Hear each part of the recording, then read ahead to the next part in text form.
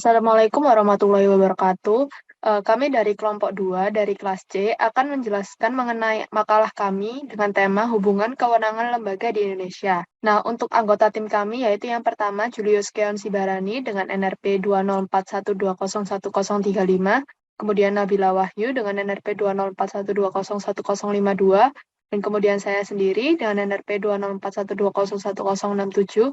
Dan yang terakhir ada Muhammad Farhan dengan NRP 20412011095. Nah, untuk submateri yang akan kita bahas yaitu yang pertama pendahuluan. Untuk pendahuluan, kami akan membahas mengenai konsep trias politika di Indonesia. Yang pertama, definisi. Trias politika merupakan sebuah ide bahwa sebuah pemerintah yang berdaulat harus dipisahkan antara dua atau lebih kesatuan kuat yang bebas, mencegah satu orang atau satu kelompok untuk mendapatkan kekuasaan yang lebih banyak. Nah, tujuan dan fungsi untuk trias politika yaitu jalannya pemerintahan negara tidak saling bertimpang, terhindar dari adanya kecurangan berpolitik dan korupsi, serta akan memunculkan mekanisme untuk saling mengoreksi dan mengimbangi. Konsep ini digunakan di Indonesia dengan pemisahan kekuasaan yang benar-benar terlepas antara tugas yang satu dengan cabang lainnya. Alasan penggunaan konsep trias politika di Indonesia yaitu agar tidak ada munculnya hubungan kerjasama antar lembaga yang dapat menimbulkan penyimpangan pelaksanaan kegiatan pemerintahan terhadap kekuasaan dan tanggung jawab.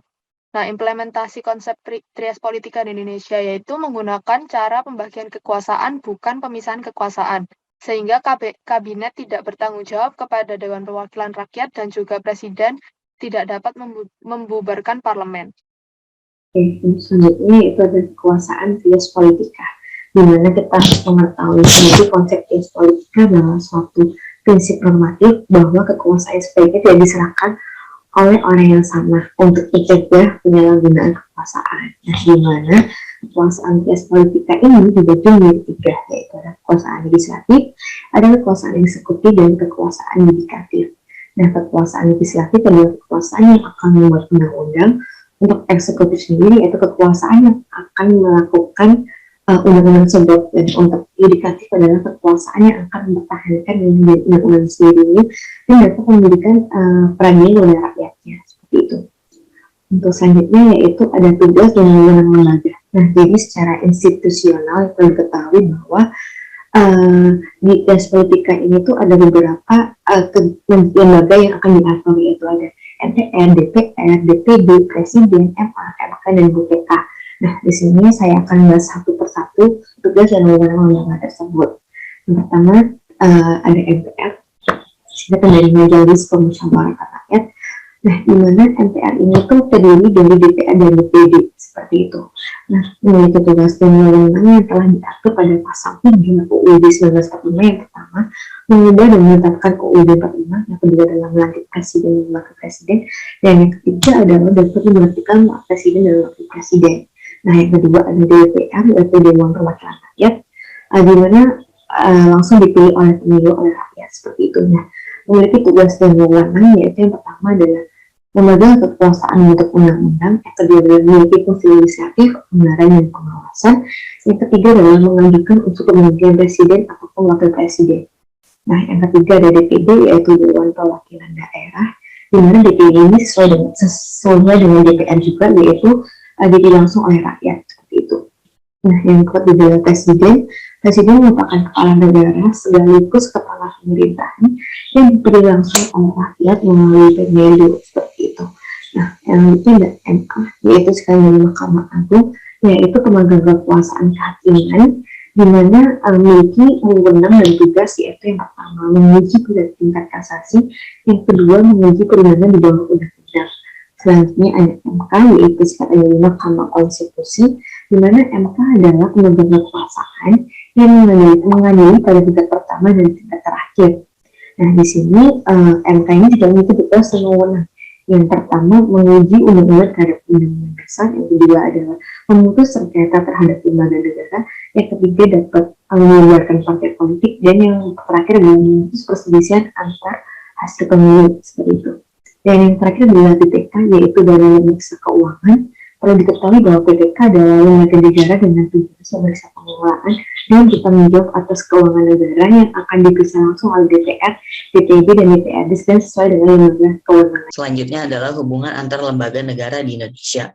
Menurut Yusmiati tahun 2020, dalam proses pelaksanaan negara, setiap lembaga negara melaksanakan tugas dan wewenang yang saling berkaitan satu sama lain, sehingga terciptanya sinergi yang baik antar lembaga untuk memaksimalkan kinerja pemerintah yang berorientasi pada rakyat berdasarkan aturan hukum yang berlaku. Di mana yang pertama adalah hubungan antara MPR dan Presiden, yaitu MPR sebagai lembaga tinggi negara memiliki tugas dan wewenang berdasarkan pasal 3 ayat 2, yaitu melantik presiden dan wakil presiden serta menetapkan wakil presiden apabila presiden telah mangkat sehingga tidak dapat melaksanakan kewajiban dalam masa jabatannya dan digantikan oleh wakil presiden. Yang kedua adalah hubungan antara MPR dan DPR, di mana MPR dan DPR mempunyai hubungan yang sangat erat. Dilihat dari keanggotaannya, anggota MPR terdiri atas DPR dan DPD, yaitu tertera pada pasal 2 ayat 1. Hal ini berarti anggota DPR menjadi bagian dari anggota MPR, anggota DPR merangkap anggota MPR. MPR menggunakan DPR sebagai alatnya dalam melakukan pengawasan politik dan strategi majelis, sedangkan DPR dalam hal ini akan menggunakan komisi-komisinya serta hak-haknya, hak angket, hak interpelasi, hak budget, hak ketetapan MPR, dan hak ketetapan MPR memperhatikan pendapat DPR. Selanjutnya adalah hubungan antara MPR dengan DPD. Melalui wewenang DPD, MPR dapat mengemudikan pembuatan undang-undang, yaitu yang berhubungan dengan otonomi daerah, hubungan pusat daerah, pemekaran daerah, pengolahan sumber daya alam, pembangunan keuangan pusat dan daerah agar tidak menyimpang dengan Undang-Undang Dasar. Selanjutnya yang keempat adalah hubungan antara DPR dan Presiden. Hubungan antara DPR dan Presiden dapat dilihat dari kerjasama menyelenggarakan tugas legislatif, yang mana tugas DPR yaitu membentuk undang-undang pada pasal 20 ayat 1 yang nantinya akan dibahas bersama Presiden untuk dilakukan persetujuan bersama. Kemudian Presiden juga berhak untuk menetapkan Perpu pasal 22 ayat 1, tapi harus mendapatkan persetujuan dari DPR. Selanjutnya adalah yang kelima, hubungan antara BPK dan Dewan Perwakilan Rakyat atau DPR, di mana BPK bertugas untuk membantu DPR dalam usahanya mengawasi apakah pemerintah tidak menyeleweng dari ketentuan-ketentuan anggaran pendapatan belanja negara yang sudah disetujui oleh DPR, yaitu tercantum dalam pasal 23E ayat 2. Sehingga dapat dikatakan juga BPK merupakan semacam alat dari DPR yang membantu DPR dalam hal pengawasan keuangan. Selanjutnya adalah hubungan antara DPR dan Mahkamah Konstitusi. DPR memiliki wewenang mengajukan usul pemberhentian presiden yang telah melakukan pelanggaran hukum.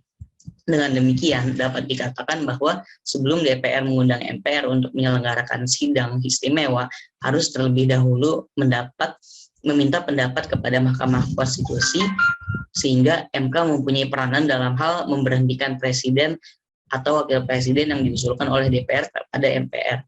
Yang terakhir adalah hubungan antara Mahkamah Agung, Dewan Perwakilan Rakyat, dan Presiden, di mana hubungan antara MA, DPR, dan Presiden dapat dilihat dari pengangkatan calon Hakim Agung MA yang diusulkan oleh Komisi Yudisial kepada DPR. Kemudian dilanjutkan dengan Presiden menetapkan calon Hakim Agung MA tersebut yang tercantum dalam pasal 24A ayat 3. Selanjutnya, kesimpulan. Dalam melaksanakan tugas dan wewenang, lembaga-lembaga negara mempunyai hubungan antara satu dengan lain-lainnya.